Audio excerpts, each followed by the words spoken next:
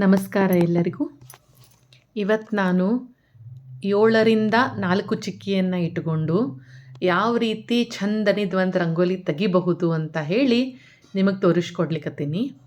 ಇದು ಭಾಳ ಚಂದದ ರಂಗೋಲಿ, ಈಸಿ ಅದ.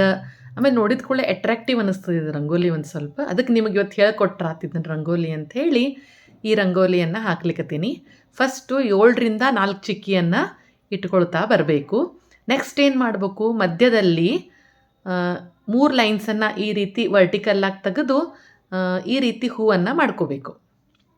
ನೋಡ್ರಿ ಅಲ್ಲಿ ನಾ ಯಾವ ರೀತಿ ಮಾಡ್ಲಿಕ್ಕತ್ತೀನಿ ಅಂತ. ಅಗ್ದಿ ಈಸಿ ಅದ ಇದು ರಂಗೋಲಿ, ನೀವು ಈಸಿಲಿ ತೆಗಿಬೋದು ಇದನ್ನ ರಂಗೋಲಿ. ಮನೆ ಮುಂದೆ ಹಾಕ್ರಿ, ಭಾಳ ಚಂದ ಕಾಣಿಸ್ತದ. ನೆಕ್ಸ್ಟು ಸುತ್ತಲೂ ಏನು ಡಾಟ್ಸ್ ಉಳ್ದಾವಲ್ಲ ಅಲ್ಲಿ ಈ ರೀತಿ ಶಂಕರಪೋಳೆ ಟೈಪ್ ಏನು ಮಾಡಬೇಕು, ಈ ರೀತಿ ಚೌಕನ್ನು ಹಾಕೋತ ಬರಬೇಕು.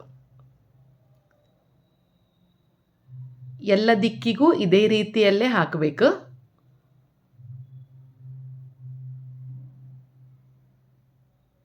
ಆಮೇಲೆ ಸಣ್ಣದ್ದು ಅದ, ಚಂದು ಅದ, ಆಮೇಲೆ ಲಘುನೂ ಆಗ್ತದೆ ಇದು ರಂಗೋಲಿ ನಿಮಗೆ. ಹಿಂಗೆ ನಾವೆಲ್ಲ ಕಡೆ ಚೌಕ್ ಹಾಕ್ಕೊಂಡ್ಮೇಲೆ ಏನು ಮಾಡಬೇಕು, ನೆಕ್ಸ್ಟ್ ಅದನ್ನು ಮಧ್ಯದ ರಂಗೋಲಿಗೆ ಜಾಯಿಂಟ್ ಮಾಡ್ತಾ ಬರಬೇಕು. ನೋಡ್ರಿ ಅಲ್ಲಿ ನಾ ಯಾವ ರೀತಿ ಮಾಡ್ಲಿಕ್ಕತ್ತೀನಿ.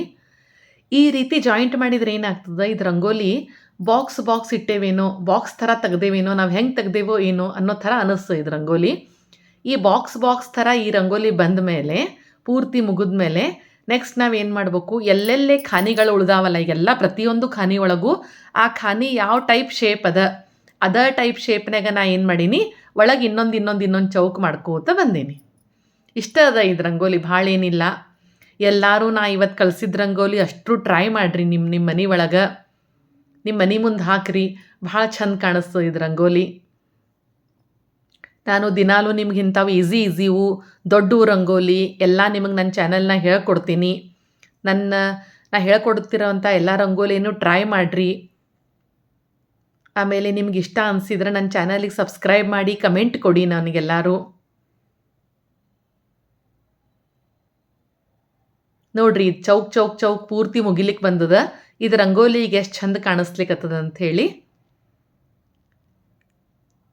ನನ್ನ ರಂಗೋಲಿಯನ್ನು ಪೂರ್ತಿಯಾಗಿ ವೀಕ್ಷಿಸಿದ ಪ್ರತಿಯೊಬ್ಬರಿಗೂ ನನ್ನ ಧನ್ಯವಾದಗಳು. Thank you.